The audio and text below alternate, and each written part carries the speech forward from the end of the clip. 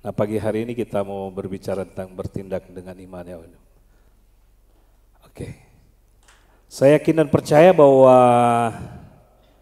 tidak ada yang kebetulan pagi hari ini kita hadir di tempat ini sebagai suatu respon di dalam kehidupan kita untuk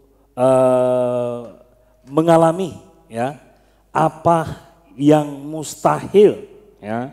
Bapak Ibu Saudara ingin mengalami kemustahilan dalam hidup Bapak Ibu Saudara? Nah, Bapak Ibu Saudara, kita sering mendengar tentang firman Tuhan yang disampaikan ya di setiap minggu, di mana kita dibawa untuk mengenal lebih dalam lagi tentang pengenalan akan Yesus Kristus. Dan saya yakin dan percaya kita punya kerinduan yang sama untuk mengalami ya, pengenalan yang baik dengan Tuhan. Amin.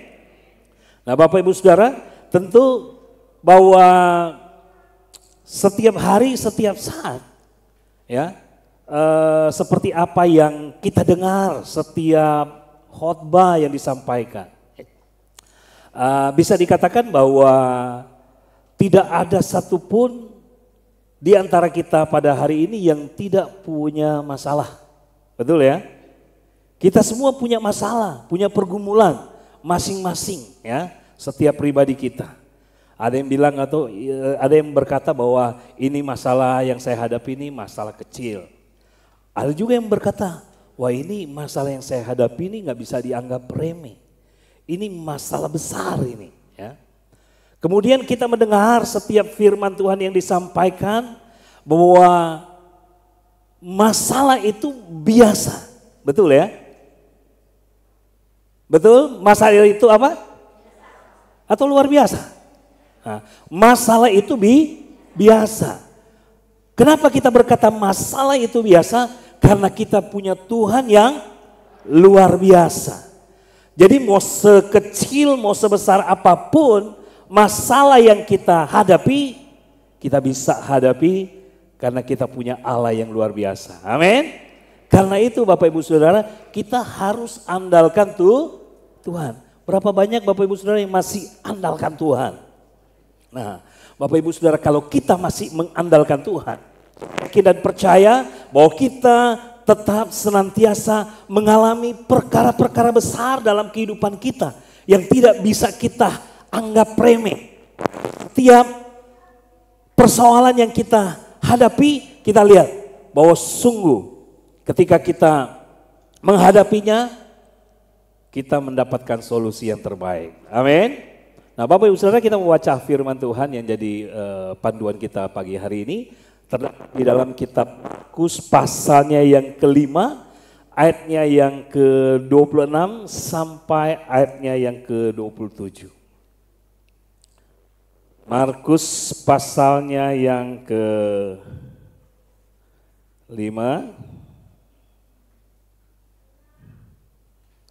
ayat 26 sampai 27. Kita baca bersama ya. Ini bisa dibaca di sini kalau bisa. Kita bersama-sama. Kalau sudah belum temukan lihat di depan aja. Oke ya. 2, 3. Ia telah berulang-ulang diobati oleh berbagai tabib sehingga telah dihabiskannya semua yang ada padanya. Namun sama sekali tidak ada faedahnya. Malah sebaliknya keadaannya makin memburuk. Dia sudah mendengar berita-berita tentang Yesus. Maka di tengah-tengah orang banyak itu, ia mendekati Yesus dari belakang dan menjam jubahnya. Haleluya. Nah, Bapak Ibu Saudara, kalau kita membaca firman Tuhan ini, atau mungkin kita sering atau sudah memahaminya ya. Ini kisah tentang seorang wanita yang mengalami pendarahan selama 12 tahun dan mengalami mujizat Allah yang dahsyat dan luar biasa ya. Dia mengalami masalah kan selama 12 tahun dan dia mengalami mujizat yang luar biasa. Kenapa saya katakan tadi bahwa dia mengalami mujizat Allah yang memang luar biasa. Nah, di sini kita bisa mengambil sebuah kesimpulan setelah kita membaca firman Tuhan. Karena dikatakan ia telah berulang-ulang diobati oleh berbagai tabib sehingga telah dihabiskannya semua yang ada padanya. Jadi kita melihat di sini si wanita ini betapa memiliki masalah, persoalan, pergumulan yang begitu besar, persoalan yang begitu berat yang dia hadapi.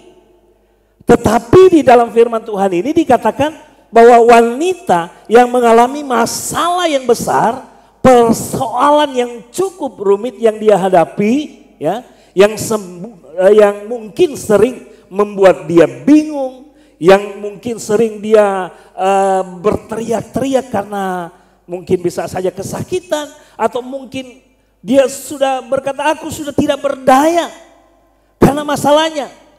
Bahkan ketika dia mau berusaha untuk mengalami kesembuhan itu, ya, dia harus mengeluarkan uang yang banyak, pusing dia, bahkan stres mungkin ya. Ya, stres juga dia berpikir. Tetapi di perikop ini atau di firman Tuhan ini luar biasanya dia mengalami mujizat Allah. Nah, Bapak Ibu Saudara, masalah yang dihadapi oleh wanita ini atau perempuan yang mengalami pendarahan 12 tahun, ya, mungkin berbeda dengan pengalaman kita pada hari-hari ini.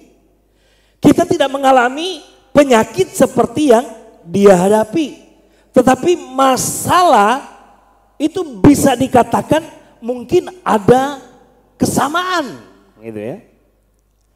Mungkin kita bergumul dengan persoalan kita yang sudah bertahun-tahun, ya, tidak kunjung selesai.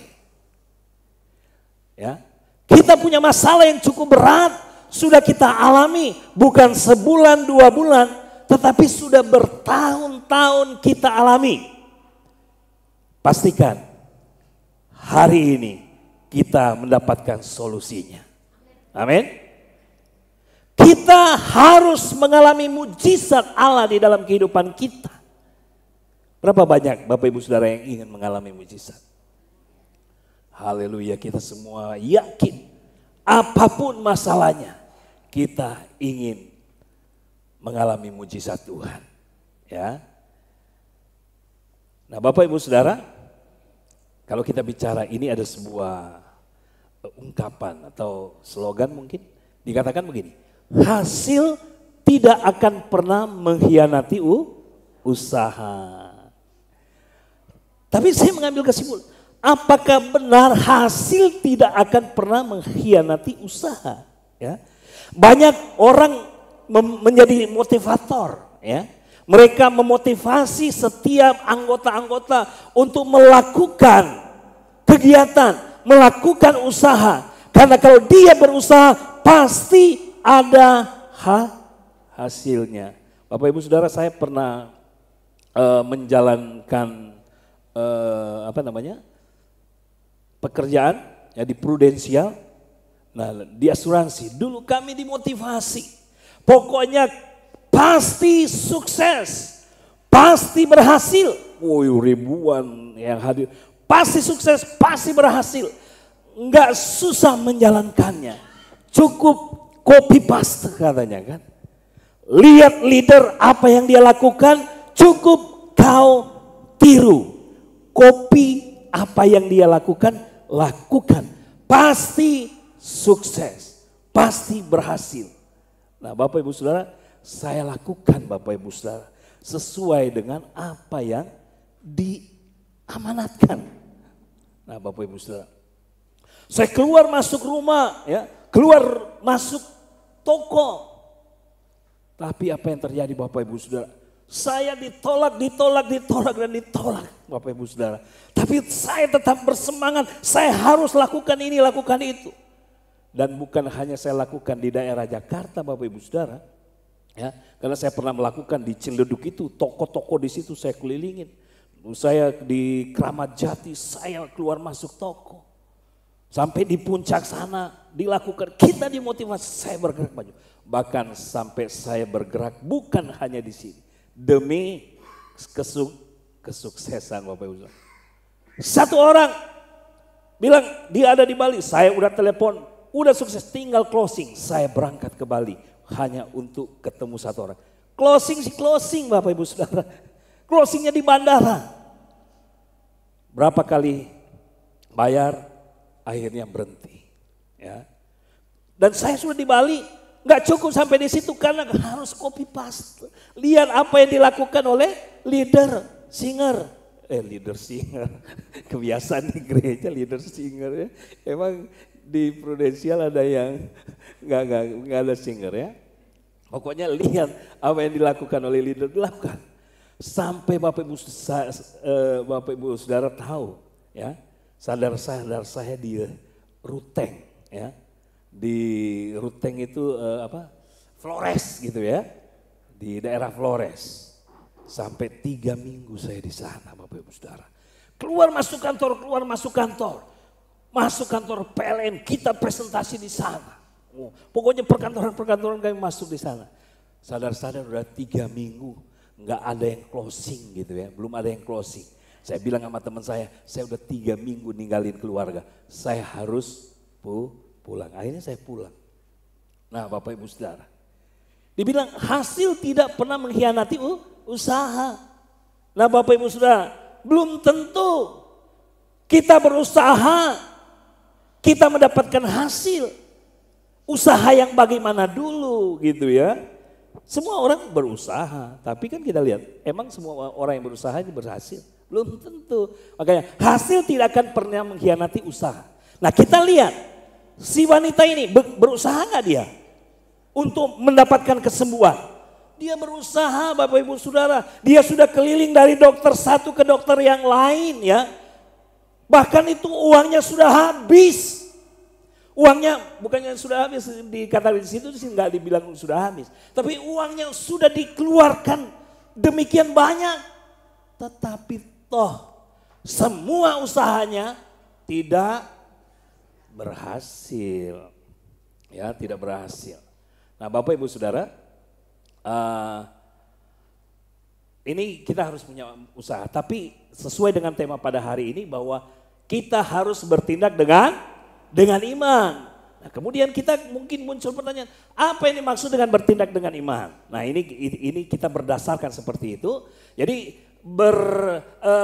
bertindak dengan iman itu memiliki sebuah pemahaman, pengertian, berusaha melakukan segala sesuatu berdasarkan kebenaran firman Tuhan.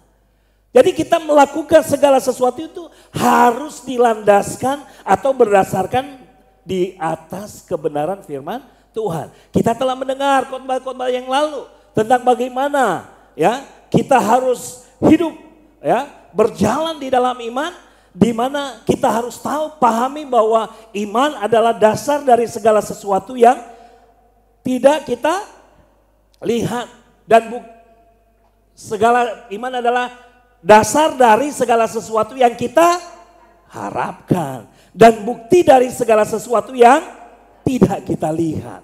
Jadi kita harapkan sesuatu. Nah seperti minggu kemarin juga kita mendengarkan kebenaran firman Tuhan. Ya, bagaimana kita bisa meraih harapan kita. Ya, dan saya yakin dan percaya kita semua rindu meraih harapan kita. Amin. Nah seperti wanita ini, dia pingin meraih harapannya dia untuk bisa terlepas dari penyakit yang menggerogoti tubuhnya.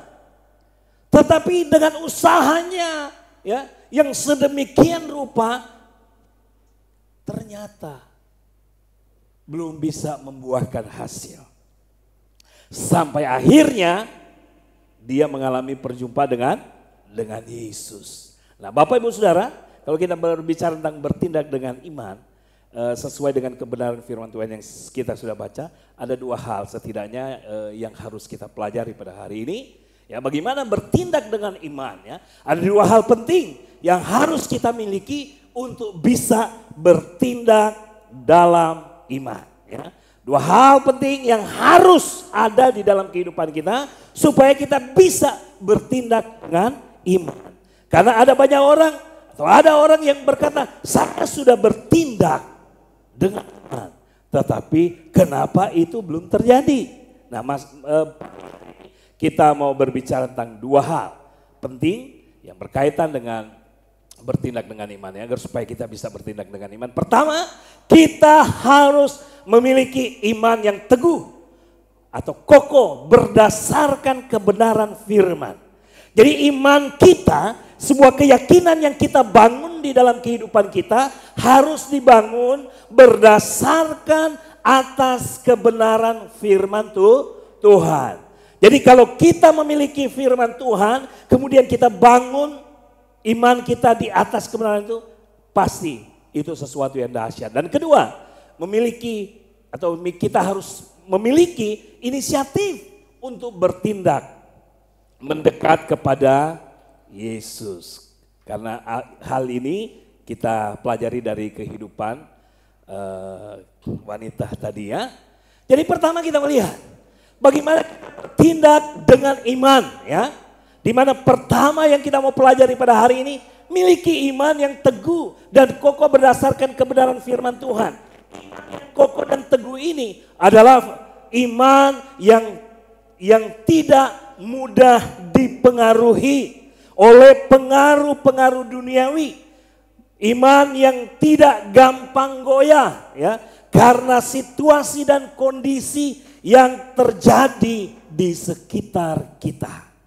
Walaupun ya situasi dan kondisi yang ada di sekitar kita ya menunjukkan sesuatu yang berbeda dengan harapan kita, kita tidak akan tergoyahkan karena kita memiliki iman yang kokoh.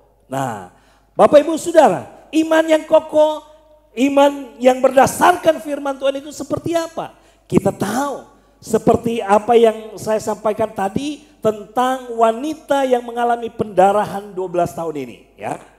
Dikatakan di dalam ayat yang 27 tadi kan dia katakan dia sudah mendengar berita tentang Yesus.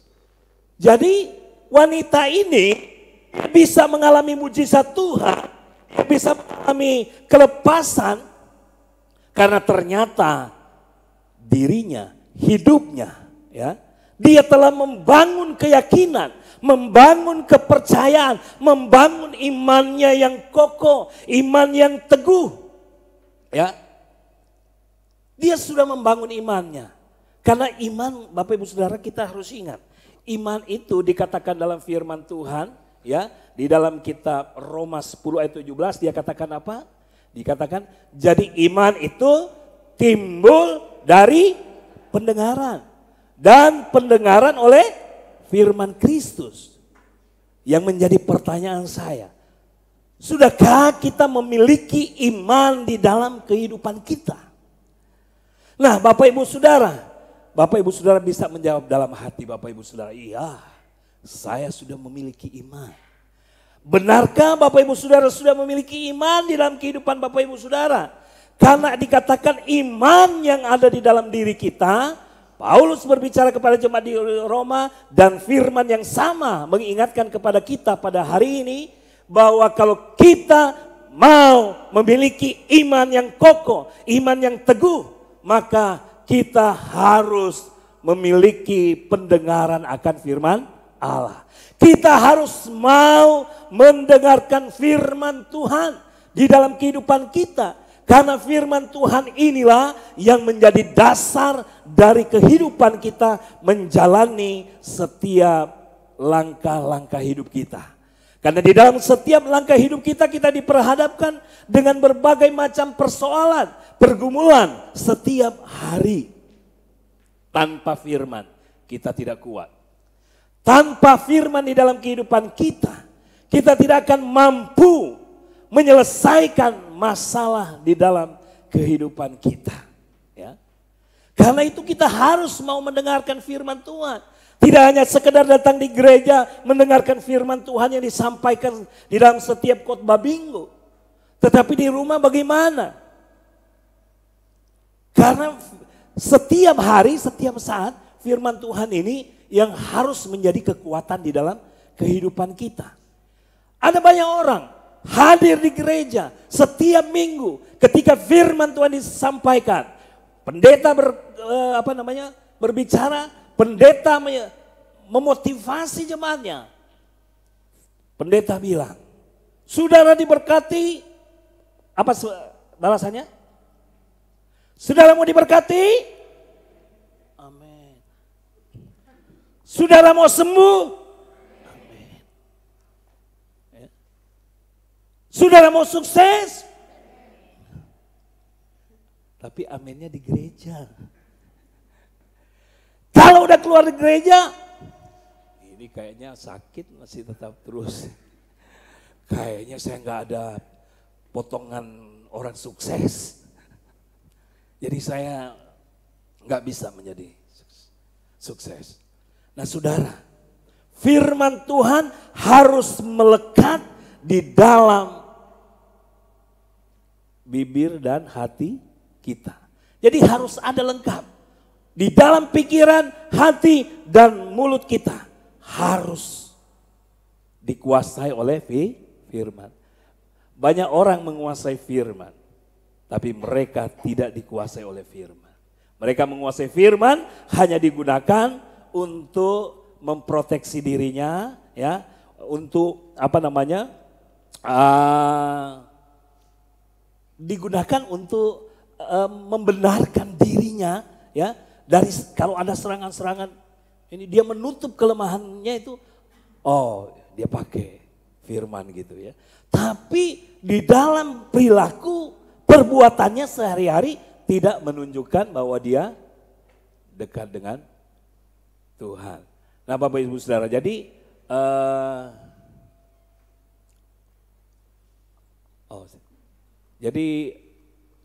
miliki iman yang teguh. Dan iman yang teguh diperoleh dari firman Tuhan, mendengar firman Tuhan. Nah kemudian kita lihat nih wanita ini.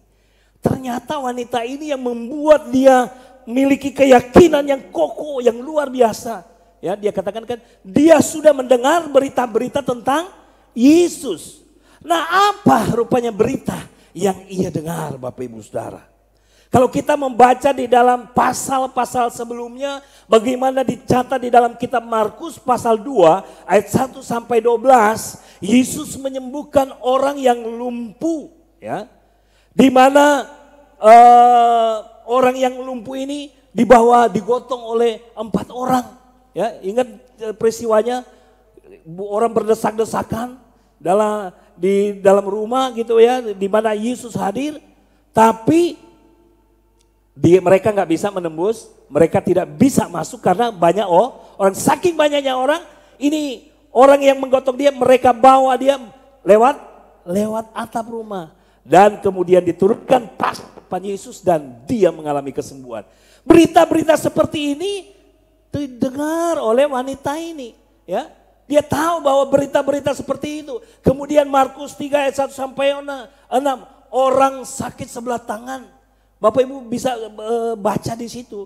Bagaimana Yesus bertemu dengan orang yang mungkin kalau saat ini nih, orang yang sakit sebelah sebutannya apa? Stroke ya. Ya mungkin dia stroke gitu kan. Kemudian Matius pasal 3, masih kelanjutannya cuman ayatnya ya perikopnya yang berbeda, dikatakan Yesus menyembuhkan banyak orang. Jadi berita-berita ini itu didengar oleh wanita ini sehingga memotivasi dia. Waduh, saya yang penyakit begini, ya, pasti kalau saya ketemu dengan Yesus, saya pasti bisa sembuh. Ya, ya, hal ini yang mendorong wanita ini untuk datang berjumpa dengan Yesus. Ya. Dia mendekati Yesus dan menjamah jubahnya. Tapi kita melihat di sini, memang mendengar berita-berita membangun iman percaya kita. Ya, jadi penting sekali Bapak Ibu Saudara, kita harus mendengar berita tentang Yesus ya. Karena berita-berita yang kita dengar itu akan membawa kita di dalam sebuah keyakinan yang kokoh bahwa kalau kita mengalami perjumpaan dengan Yesus, kita mengalami Tuhan di dalam hidup kita ya, maka pasti kita sembuh ya. Kalau kita berjumpa dengan kebenarannya, pasti kita mengalami kebebasan ya. Jadi apapun masalah kita, saya tidak tahu apa yang menjadi permasalahan atau pergumulan Bapak Ibu Saudara. Entahkah Bapak Ibu Saudara ada pergumulan di dalam kehidupan hubungan suami istri mungkin kan. Orang tua dan anak. Kita lihat apa yang menjadi pergumulan Bapak Ibu Saudara. Mungkin Bapak Ibu Saudara sudah berusaha ya dengan sekuat tenaga Bapak Ibu Saudara. Tapi toh masih terus gagal ya. Kalau seperti yang wanita ini, dia sudah berkeliling, bukannya semakin baik, tapi semakin buruk. Udah keliling tabib, keliling dokter, gitu ya. Gak sehat-sehat. Nah coba kita lihat masalah kita. Ada orang juga punya masalah dalam keluarga, ya. Bahkan mereka sudah berkeliling, ya. Dari mereka sudah berkonsultasi di mana-mana gitu ya, sampai tenaga profesional. Hubungan suami istri bukannya semakin baik, bahkan semakin buruk.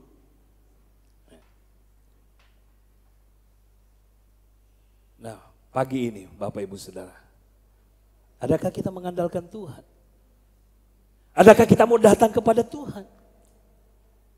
Lihat firman Tuhan. Kalau firman Tuhan berkata, Tuhan pasti bisa melakukan mujizat, pasti kita bisa ngalami. Amin. Bapak Ibu Saudara, begini. Sebelum saya dapat serangan jantung, saya dengar memang dari dulu saya senang dengerin Pak Jarod Sujanarko, tahu ya? Nah, dia dulu saya senang dengan materinya yang keluarga bahagia dulu ya. Saya dengerin. Nah, kemudian saya dengar juga tentang bagaimana kita memperkatakan iman. Karena kita baca firman, kita memperkatakan firman itu dalam hati kita untuk menguatkan iman kita. Jadi ketika saya terkena serangan, saya hanya berkata, saya kuat, saya sehat karena Tuhan. Itu setiap, memang saya mengalami kelemahan tubuh pada waktu itu. Sampai udah semua udah pucat, udah putih gitu ya. Sampai istri saya sudah mulai, udah nangis lah gitu ya. Dan dia tahu, saya hanya berkata, saya kuat, saya sehat karena Tuhan. Ya. Tuhan pasti menolong. Tuhan. Nah Bapak Ibu Saudara, saya punya keyakinan bahwa pasti Tuhan akan tolong. Sampai adik saya Bapak Ibu Saudara pada waktu itu, dia bilang, dia berpikir apa saya nggak berdoa kali. Udah tetap terus ngomong. Karena memang kami dibiasakan oleh orang tua. Jadi menjadi gaya hidup berarti ya. Dari kecil kami dibiasakan oleh orang tua kalau punya masalah ya dengan kehidupan kita itu nggak tahu ini bahasanya bahasa di mana itu. Dia bilang itu harus distraf katanya. Distraf itu apa artinya? Jadi kalau ada masalah ngomong dalam nama Yesus, darah Yesus yang berkuasa, Tuhan tolong, ya kan? Jadi yang gaya hidup seperti itu juga terjadi sampai sekarang. Kalau saya mengalami masalah-masalah, ya, yang dadakan, ya, saya darah Yesus yang berkuasa, Tuhan tolong, gitu ya, dalam nama Yesus. Itu sering terjadi. Nah, Bapak Ibu Saudara. Dan memang saya melihat kuasa Tuhan itu terjadi di dalam kehidupan saya. Dan saya mengalami mujizat. Kalau kita berbicara mujizat, saya juga banyak mengalami mujizat. Kalau Tuhan sudah menyatakan mujizatnya kepada wanita ini. Saya juga dulu divonis oleh dokter. Ya mungkin saya sudah pernah sampaikan. Bahwa saya terkena ginjal harus dirawat selama 6 bulan. Ya. Tapi saya akhirnya tidak dirawat karena saya bertugas di pelayanan di Bengkulu gitu ya. Saya berpikir di Bengkulu ada obat, tapi ternyata sudah keliling Bengkulu nggak ketemu obatnya. Akhirnya udah ambil keputusan tidak minum obat. Tapi saya mengambil kesimpulan atau keputusan pada saat itu, saya telepon orang tua saya, keluarga saya, ya, teman-teman saya juga, tolong bantu saya di dalam doa. Dan akhirnya saya mengalami kesehatan. Jadi ginjal saya pada waktu itu yang divonis dokter itu bermasalah. Setelah saya mau masuk prudensial, saya dites berulang kali. Karena setiap kali saya masukkan anak saya jadi nasabah prudensial, itu harus dites kesehatan.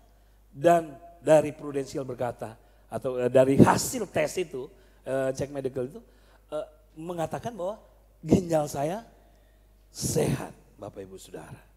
Ya, itu mujizat bukan? Mujizat.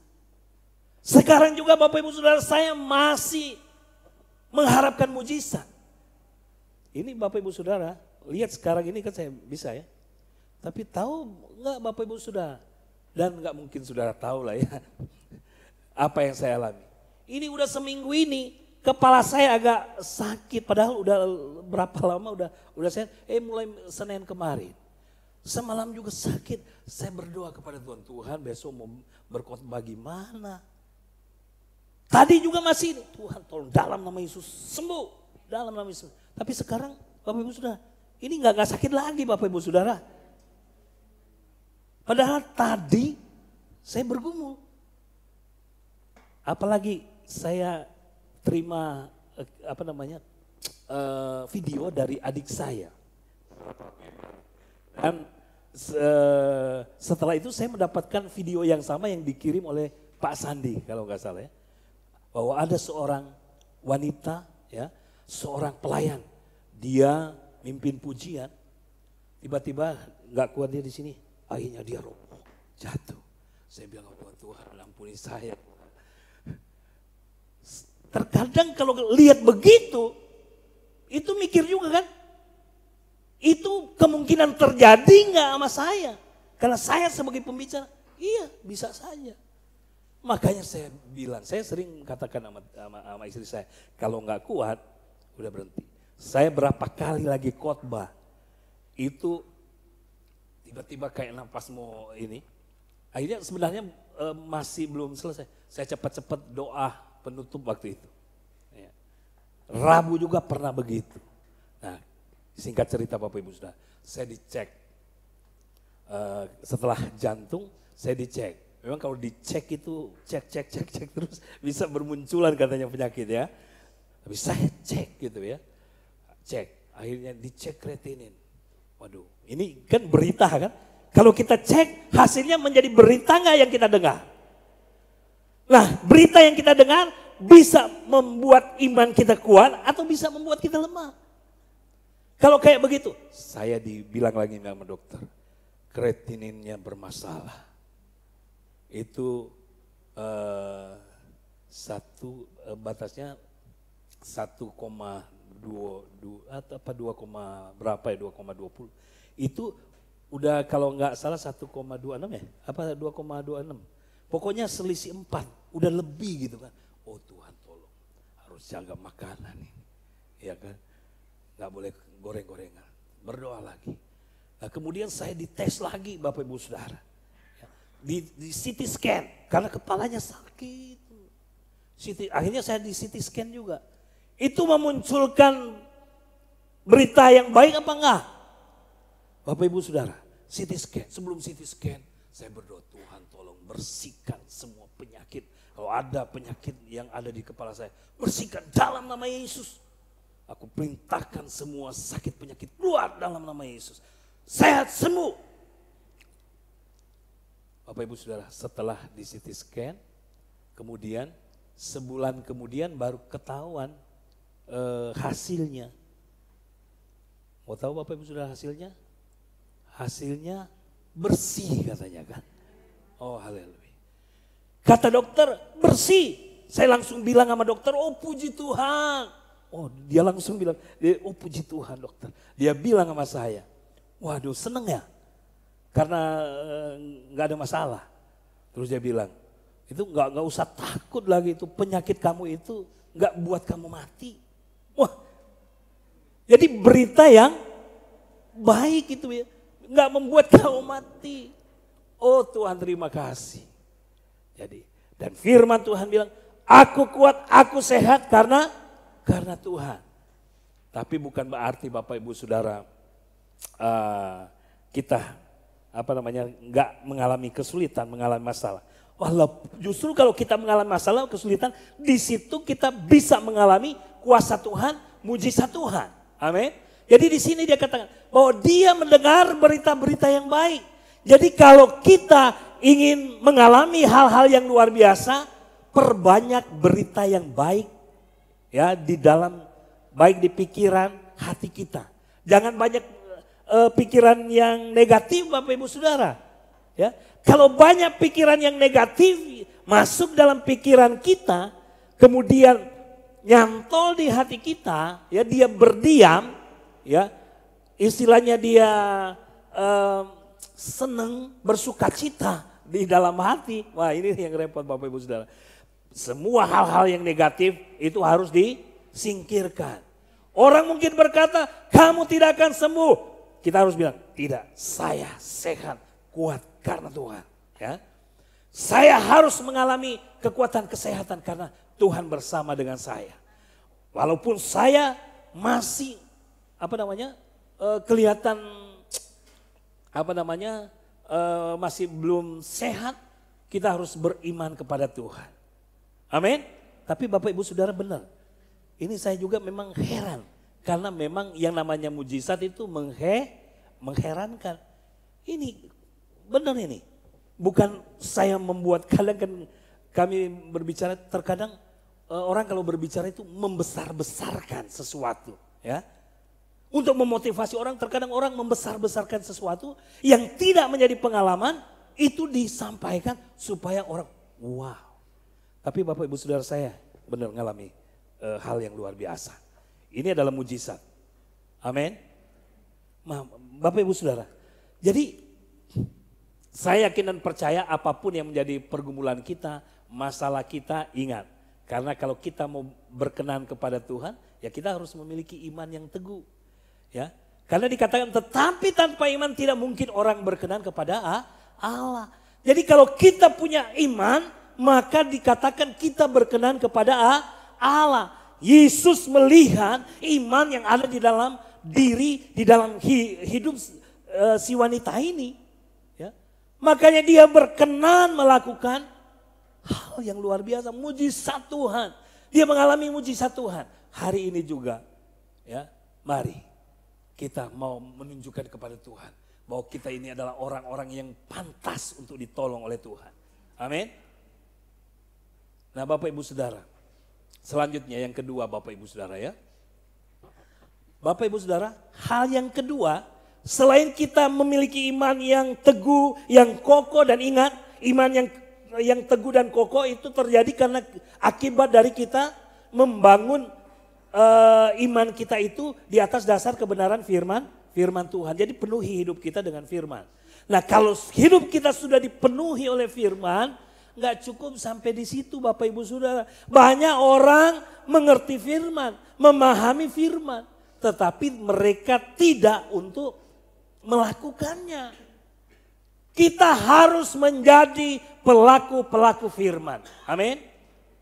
Katakan, saya mau jadi pelaku firman. Jadi kita harus mau jadi pelaku firman. Orang yang mengandalkan Tuhan adalah orang yang menjadi pelaku firman. Bagaimana agar kita menjadi pelaku firman? Tunggu Tuhan yang harus berbicara, tunggu Tuhan yang harus dorong kita atau harus ada inisiatif, ada sebuah dorongan prakarsa dari diri kita untuk melakukannya. Bapak Ibu Saudara, kita harus memiliki inisiatif untuk bertindak mendekat kepada Tuhan. Tuhan mau agar supaya semua orang datang kepadanya. Makanya firman Tuhan berkata, marilah kepadaku semua yang letih, lesu, dan yang berbeban berat. Tapi kalau saya tanyakan kepada Bapak Ibu Saudara, apakah semua orang yang lemah, letih, lesu, dan yang berbeban berat sudah datang kepada Yesus? Sudah belum? Semua yang lemah, letih, lesu, kan semua yang lemah, letih, lesu datang kepada Tuhan. Sudah?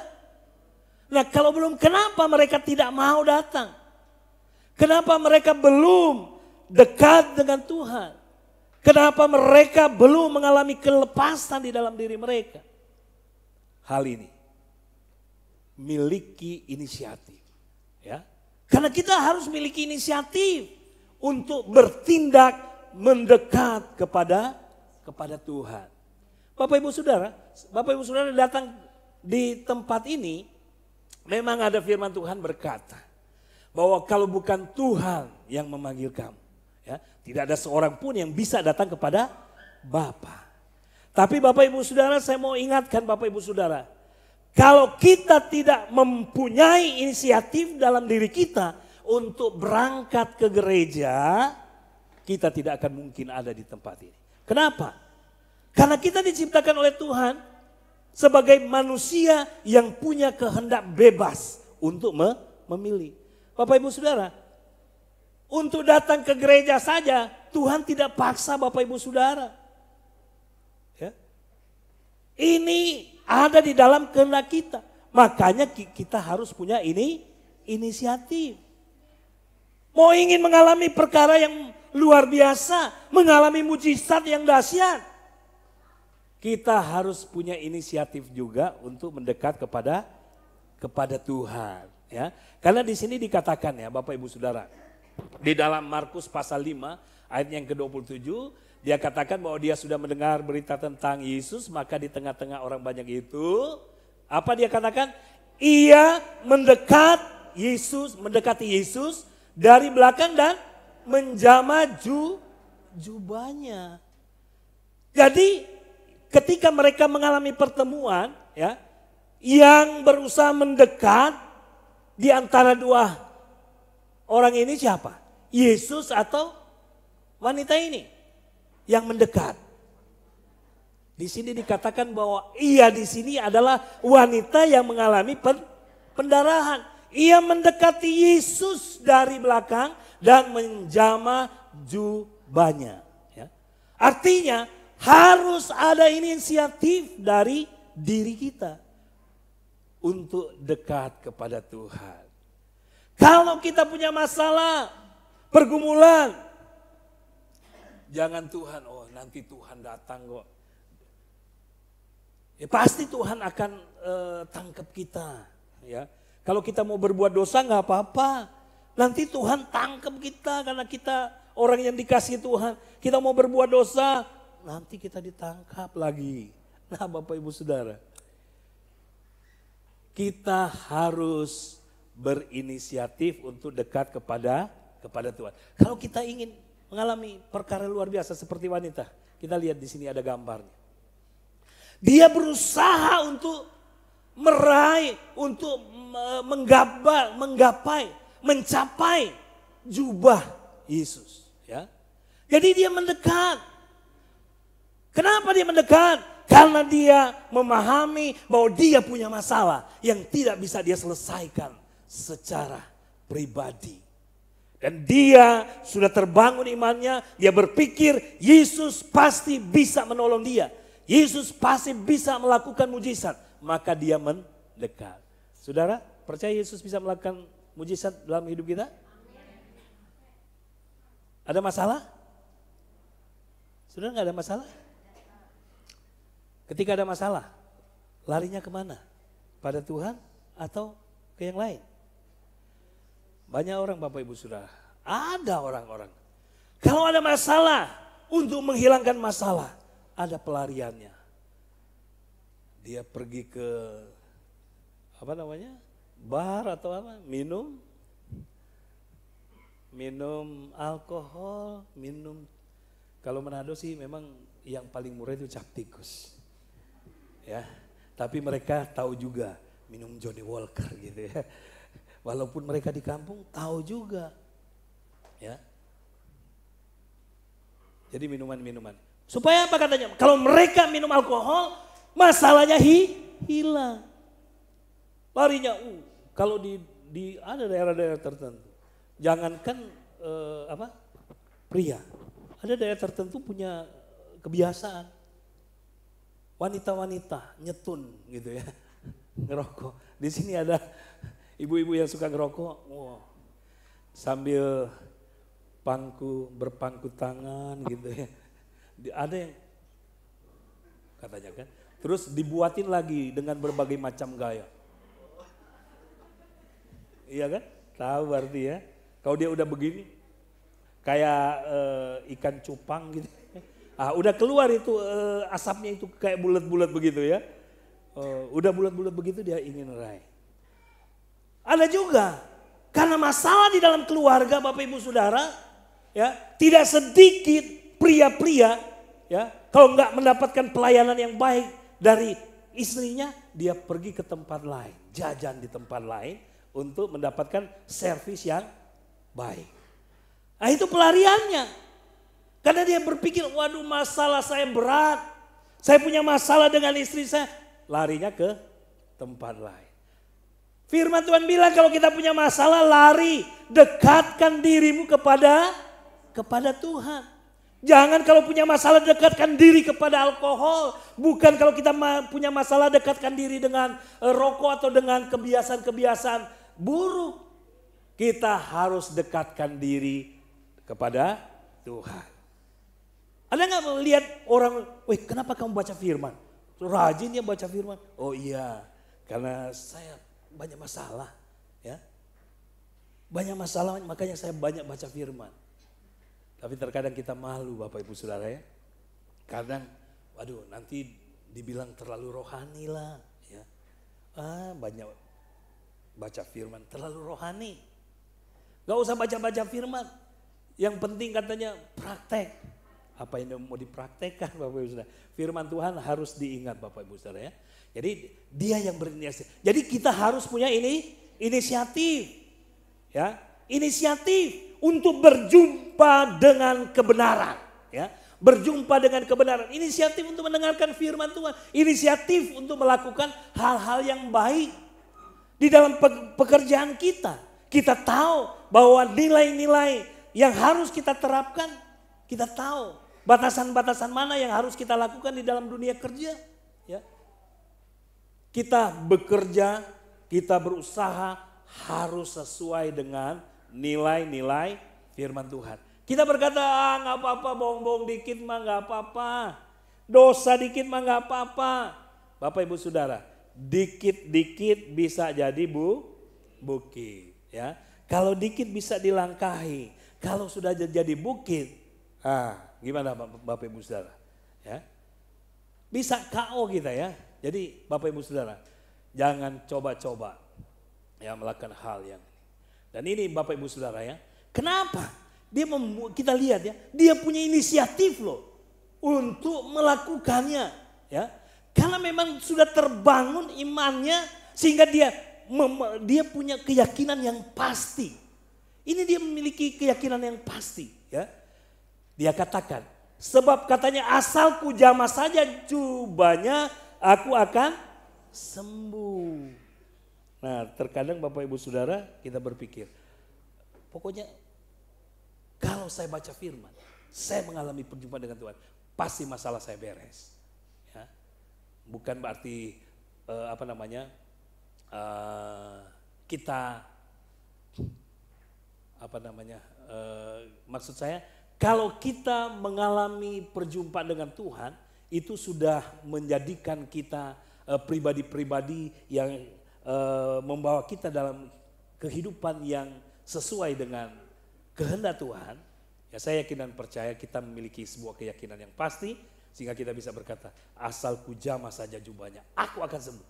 Jadi asal saya mendapatkan pemahaman yang baik tentang kebenaran firman Tuhan, pasti saya sembuh, ya. Karena dikatakan di sini ya, ayat 27, di tengah-tengah orang banyak itu ia mendekati Yesus dan dibilang menjamah jubahnya. Nah, kemudian kan dia mengalami kesembuhan ya. Dia sudah berinisiatif, kemudian dia mengalami kesembuhan. Nah, Yesus itu dikatakan dalam firman Tuhan itu dia merasakan ada sesuatu yang keluar, ada suatu tenaga yang keluar. Kemudian dia memandang keliling dan dia berkata kepada murid-muridnya, siapa yang menjamah aku? Dan murid-muridnya berkata, engkau tahu Tuhan, ini banyak orang di sini. Kau berkata, mungkin ini bahasa saya aja ya. Ini banyak orang. Yesus bertanya siapa yang menjamah, ya kami nggak tahu. Orang banyak orang di sini. Nah, Bapak Ibu Saudara, kemudian muncul ini perempuan ini ya. Dia dengar Yesus berkata seperti itu, mencari tahu siapa yang menjamah dia. Kemudian dia katakan begini, perempuan itu menjadi takut dan gemetar ketika mengetahui apa yang telah terjadi atas dirinya. Jadi dia menjadi takut gitu ya. Karena dia tahu, dia sudah mengalami hal yang luar biasa. Tetapi kok ada yang mencari, Yesus itu bertanya seperti itu. Tetapi respon wanita ini kita lihat. Tampil ya, jadi wanita itu tampil dan tersungkur di depan Yesus dengan tulus. Ya, memberitahukan segala sesuatu kepadanya.